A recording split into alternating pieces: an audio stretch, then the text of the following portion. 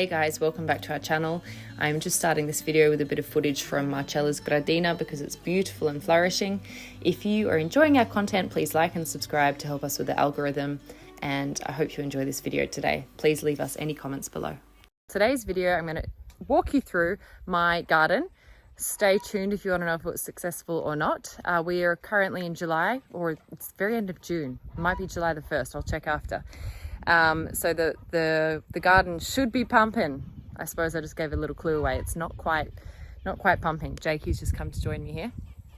Anyway, basically it didn't work. I'm going to walk you through the garden, show you what I tried, and then let you know why I reckon it didn't work. I do have some advice from Marcella plus observations.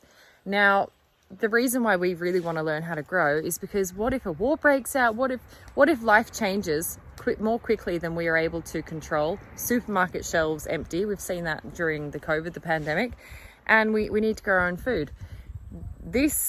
Look, if all that happened, my family would starve. My veggies haven't grown. So it's very important that I take these lessons, apply them for next year's or even autumn. I can be planning again come autumn. But whatever, I'm waffling. So without further ado, welcome to my unsuccess. I'm going to show you first when there were greener days.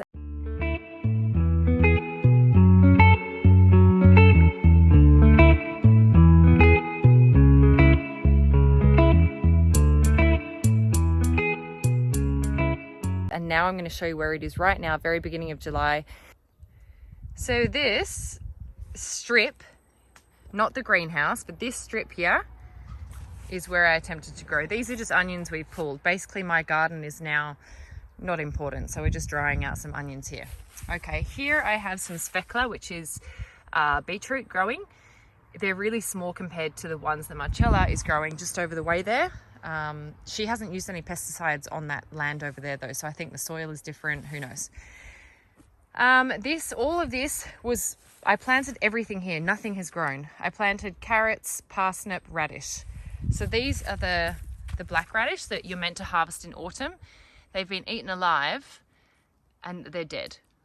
The reasons why I believe it didn't work out is watering. Basically, I planted and then left it. Whereas I see the neighbours, they're watering almost every day, but we have low water reserves. We even ran out of water the other day and we couldn't shower in the evening. So low water reserves, so I just left it to grow and come to fruition naturally, and it didn't. So secondly, the soil. The soil here is like clay, and Marcella has said if you don't sapper, which is with the hoe, if you don't hoe, it doesn't grow. Sorry, just realised how that sounds. Don't hoe, ladies and gentlemen. And I think that's to aerate the soil. So everything I was reading is don't use a hoe, no till, because then you disrupt the soil's microbiome, and if you disrupt that, then over time the nutrient profile of the soil depletes. But maybe that's with regular soil. This soil is very different. It's like clay, and Marcella has worked this land her whole life, so perhaps I should have taken her counsel there. Third thing, okay, so organic farming, or beyond organic, without even organic pesticide farming, is definitely different to conventional farming where you use pesticides and herbicides to help you out. I think the soil also could be depleted because Marcella has used pesticides and herbicides this whole time for her gardening. So I've probably got a lot of regeneration to do here. But the thing is, hopefully maybe we'll be on the hill next year, so I start learning up there rather than down here and up there. We'll see. Anyway, let me take you in. There's something that might be parsnip. Here's a carrot. Here's a carrot that might be okay. Come on, little fella. Oh, yeah. So that's what I'm getting, really. These have grown, I think. And I'm just taking the small one because, Okay, so this is obviously a parsnip coming up. It was to be a parsnip. We'll see how these go. But these are the only things that are really sort of growing here. Over here I planted herbs. So that was coriander, oregano, peppermint. Nothing worked. It's crazy. Like the oregano died. I've got Brussels sprouts here, which were meant to be really good planted near herbs. Like, just terrible. Look at that. Just completely eaten alive. Over here I planted some calendula. I even put some more Brussels sprouts just down here. Oh dear. Okay, moving up. Rhubarb, which is a perennial that just keeps on growing, keeps on giving. That's fine.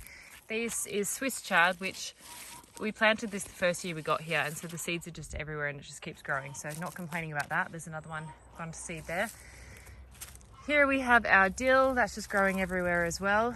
Here is some squash. I planted squash, corn, beans all along here, and the squash seems to be growing. Got some beautiful little squash flowers here. There it is. There it is. Hello. Here is my kale. Ba-bow. We've also got some tomato growing here randomly. Shocker. Let's have a look down here. See, we've got some beautiful heirloom squashes. Thanks guys for giving me some hope. Kale, broccoli did not work out. Let me take you to this is our berry section. It's doing very good.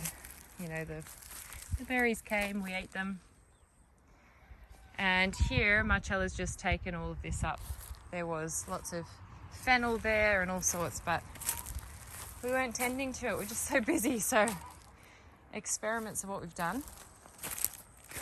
Yeah, looking at this, guys, I think my garden was in a drought. I think water is the number one reason it didn't work out. And that's it, terrible. So that's the garden. So I've just come back here to our the tropical section of the garden.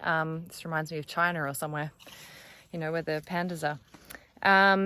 So that's my garden, and that's what's happened. And even in the compost, look, the squash are growing really well, really well.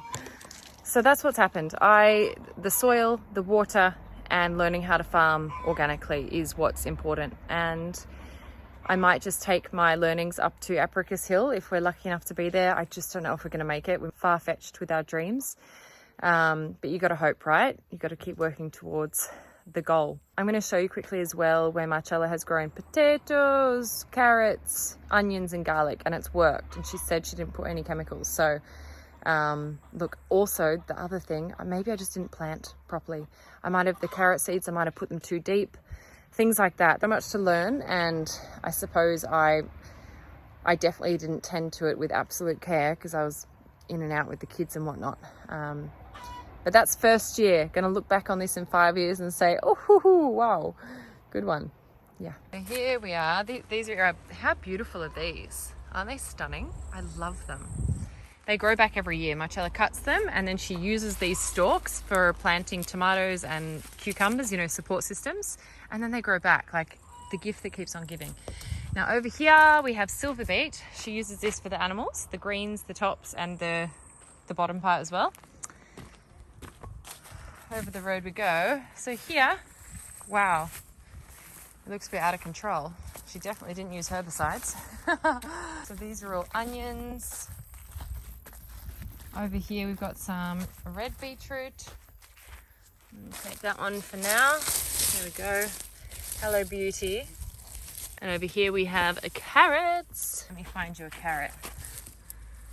Here's a lovely carrot. Let's take this one out. Let's take this one. Hello.